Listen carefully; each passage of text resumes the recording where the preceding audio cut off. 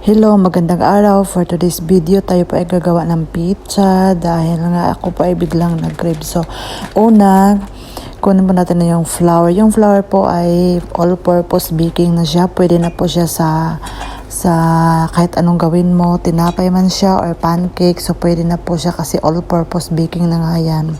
So, sabi ng amo ko, ang mga harina daw dito, yung mga flour daw dito, mas maganda daw kaysa ibang country, sa mga Arab country, sabi ng amo ko. Hindi ko alam, basta yun lang sabi ng amo ko.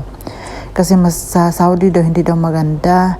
Dito daw yung harina maganda. So, sabi niya yan. So, naglagay na nga pala ako dyan ng yeast na pampaalsa. Hindi po kami gumagamit ng baking powder. At saka nilagyan ko ng konting asin, sugar, at saka oil.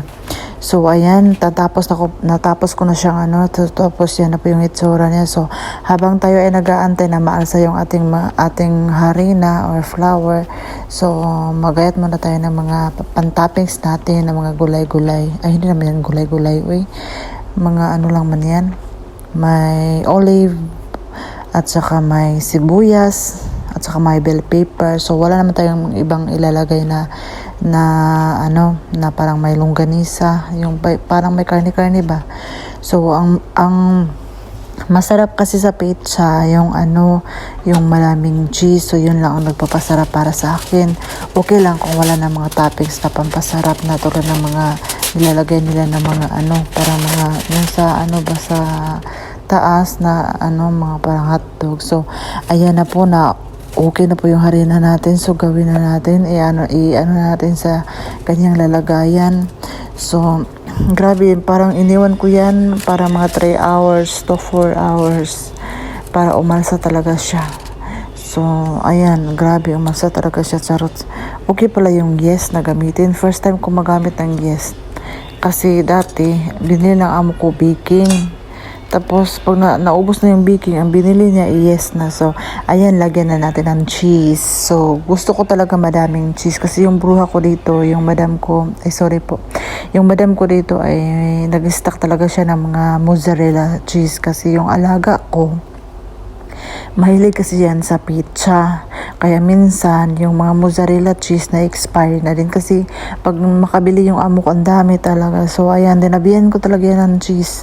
Kasi masarap kasi pag maraming mozzarella cheese. Mas malinamnam siya.